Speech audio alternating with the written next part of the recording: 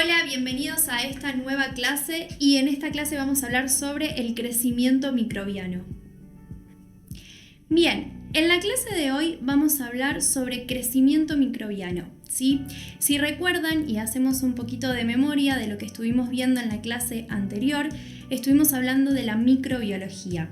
Habíamos dicho que la microbiología es la ciencia que estudia los microorganismos microscópicos. ¿Qué era esto? Que son aquellos microorganismos que no son observables a simple vista con nuestros ojos. Entonces esta ciencia se encarga de estudiarlos con elementos y cosas adaptadas para ese tipo de estudios. Dentro de eso, nosotros habíamos hablado y habíamos visto todos los diferentes tipos de microorganismos que existen. No sé si recuerdan, hablamos de las bacterias, las diferentes características que tiene una bacteria, de acuerdo a su estructura, si requieren o no oxígeno para reproducirse y desarrollarse, si generan esporas, ¿sí? Que las hacen bacterias más resistentes. Habíamos hablado también de los hongos, de las setas, de las levaduras y de los mohos, que eran los tres tipos diferentes de hongos que existen. Habíamos hablado de los protozoos, de las algas y también habíamos hablado de los virus, ¿sí? Y lo que yo les remarcaba, lo más importante de tener en cuenta de los virus, que los virus eran los únicos microorganismos que sí o sí necesitaban de otra célula viva para poder sobrevivir. Bien, hoy vamos a seguir hablando de la microbiología, pero lo que vamos a hablar es sobre el crecimiento microbiano, ¿sí? Vamos a hablar sobre todas las condiciones y sobre todo los factores que favorecen el desarrollo de crecimiento microbiano en un alimento. Entonces, tampoco vamos a dejar de lado los primeros conceptos que vimos en la primera clase, que hablábamos de higiene, seguridad, inocuidad, todas las prácticas que teníamos que tener a la hora de elaborar un alimento para que ese alimento sea seguro e inocuo para nuestro comensal. Entonces, hoy vamos a hablar sobre el crecimiento microbiano y teniendo en cuenta todos estos factores y todos los microorganismos que aprendimos en la clase anterior para poder ir relacionándolos y aprenderlos mejor y relacionarlos con el tema que vamos a dar hoy. Bien, ahora entonces vamos a mencionar las condiciones, ¿sí? Los factores que nos favorecen al desarrollo del crecimiento microbiano. Bien, vamos a ir mencionando cuáles son las condiciones necesarias que se tienen que llevar a cabo para que los microorganismos puedan desarrollarse. Las voy a mencionar en generalidad y después las vamos a ir desarrollando punto por punto para que ustedes las puedan entender bien y las podamos comparar también con algunos ejemplos que yo les voy a ir dando para que se pueda entender mejor, ¿sí? Dentro de los factores que influyen en el crecimiento de microorganismos tenemos como primer punto la disponibilidad de nutrientes. Sí, vamos a hablar sobre eso, sobre la disponibilidad de nutrientes, la acidez, si un alimento es ácido o si es menos ácido, la temperatura, el tiempo, la humedad, la actividad del agua y la disponibilidad de oxígeno. Por ahí les van a aparecer ya que hemos hablado sobre algunos de estos factores en la clase anterior, sí, van a ver que siempre se van a ir relacionando porque justamente son como las ideas y factores generales que tenemos que tener siempre en cuenta a la hora de poner en práctica las herramientas necesarias para disminuir el riesgo de desarrollar una enfermedad transmitida por microorganismos. Entonces, estas son condiciones necesarias y son tanto intrínsecas como extrínsecas. ¿Qué quiere decir? Condiciones intrínsecas quiere decir que van a haber condiciones propias de cada alimento que va a hacer que haya riesgo o no de desarrollarse microorganismos. Y las condiciones extrínsecas son las condiciones que están en el medio ambiente, ¿sí? Que están por fuera del alimento y que son del medio ambiente y que también van a condicionar el desarrollo microbiano o no. Entonces ahora lo que vamos a hacer es desarrollarlas punto por punto. Bien, el primer factor que vamos a mencionar y desarrollar van a ser la disponibilidad de nutrientes, ¿sí? Antes de arrancar, vamos a explicar qué son los nutrientes, ¿sí? Para que podamos entender de qué estamos hablando. Los nutrientes son sustancias aportadas por los alimentos, ¿sí? O sea, los alimentos son como un vehículo para nuestros nutrientes que aportadas al organismo son necesarias para que éste desarrolle y lleve a cabo sus funciones de manera correcta. Entonces, un nutriente es aportado por un alimento y ese nutriente es el que va a cumplir una función función importante en nuestras células del organismo. Cuando hablamos de nutrientes se clasifican de dos maneras. Por un lado tenemos los macronutrientes. ¿Qué quiere decir que sean macro? Quiere decir que nuestro organismo a estos nutrientes los necesita en grandes cantidades. Dentro de este grupo se incluyen los hidratos de carbono, las grasas y las proteínas, ¿sí? Entonces, los macronutrientes. Y por otro lado tenemos los micronutrientes. Micronutrientes significa que, si bien son fundamentales para nuestro organismo, pero se los requiere en pequeñas cantidades, ya que los micronutrientes, donde se incluyen vitaminas y minerales, en exceso pueden provocar enfermedades, así también como en déficit, ¿sí? Entonces tenemos un nutriente, es una sustancia que ingerida por nuestro organismo lleva a cabo funciones necesarias para él. Macronutrientes y micronutrientes. Bien, entonces, ¿cómo se relaciona esto con el desarrollo de microorganismos? Ustedes van a observar, ¿sí?, que hay dos grupos de alimentos. El primer grupo, que es el grupo de las carnes, los lácteos y los huevos, ¿sí?, donde es un grupo donde predominan las proteínas y las grasas, y en menor cantidad casi ninguno tiene hidratos de carbono salvo la leche, los lácteos. Y en el otro grupo tenemos el grupo de los cereales, donde el predominio de nutrientes es de hidratos de carbono, en menor medida proteínas y casi nada de grasas. Entonces, no es lo mismo el primer grupo que el segundo grupo. Lo que pasa es que los microorganismos tienen una gran afinidad por las proteínas, ¿sí? Entonces, ¿qué quiere decir esto? Quiere decir que los grupos de alimentos que tengan predominio de nutrientes de proteínas van a tener mayor riesgo de desarrollar microorganismos. ¿Por qué? Porque los microorganismos tienen afinidad por las proteínas. Entonces, si observamos, en los dos grupos de alimentos vamos a tener que en el grupo de las carnes, donde se incluyen todo tipo de carnes, pescado, pollo, carne de vaca, ¿sí?, de cerdo, los lácteos y el huevo, como son alimentos ricos en proteínas, van a tener mayor riesgo de desarrollo de microorganismos.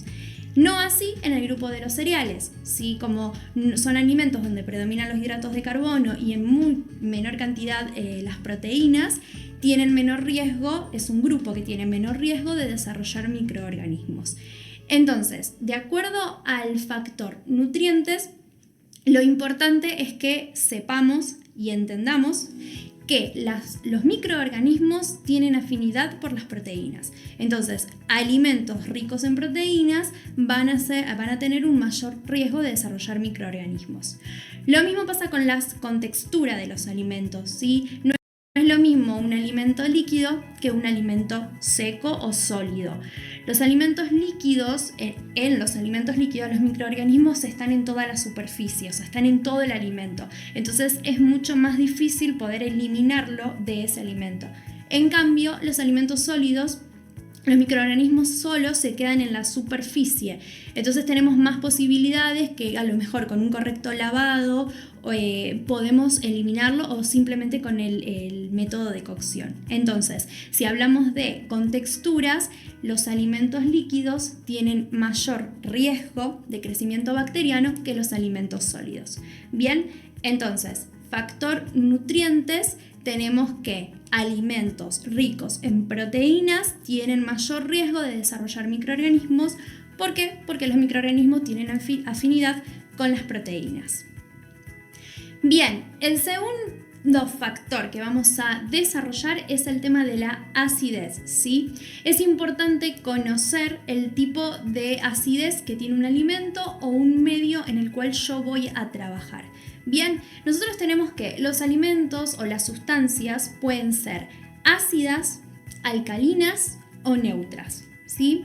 Cuando hablamos de acidez tenemos que hablar de pH. Y el pH es una medida que se mide a través de números, ¿sí? Son números que van desde 0 a 14 y esos números me determinan si un alimento o una sustancia o un medio es ácido, alcalino o neutro. Entonces, en la escala, nosotros ahí van a observar que la escala va de 0 a 14, ¿sí?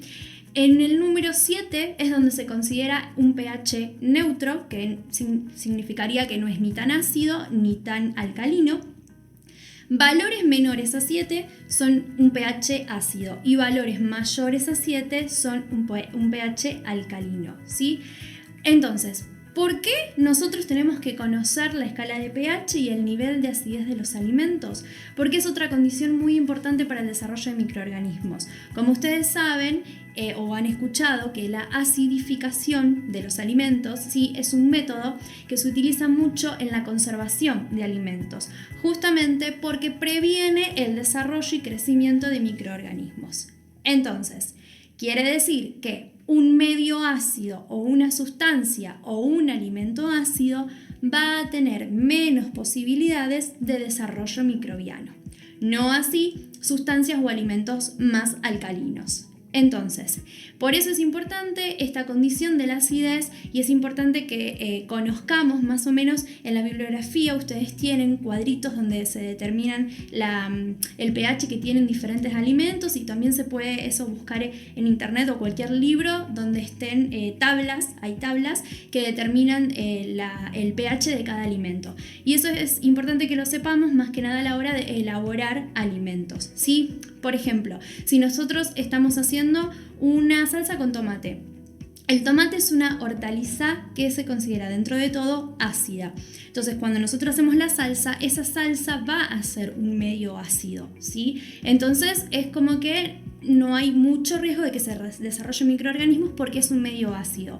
O, por ejemplo, la preparación de una vinagreta o cuando hacemos ensaladas y le ponemos vinagre. Siempre que haya un medio ácido, me va a disminuir el riesgo de que se desarrollen microorganismos. Entonces, en este punto es importante recordar la escalita, que es fácil recordarla, son números sencillos, de 0 a 14.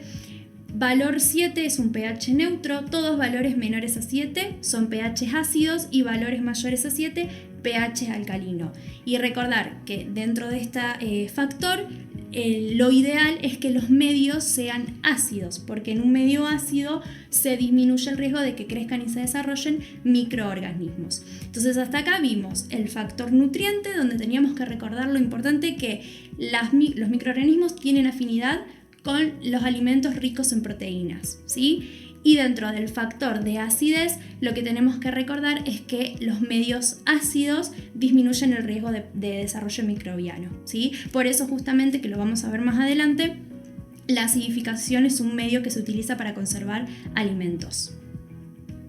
Otro factor muy importante a tener en cuenta, en realidad todos son importantes y ustedes van a ir viendo que a medida que los desarrollemos van a ver que todos se van relacionando, ¿sí? No son factores aislados, sino que todos se relacionan con todos. Bien, es el tema del tiempo, ¿sí? El tiempo es sumamente importante a la hora de tener en cuenta cuando elaboramos o preparamos productos alimenticios, ¿sí?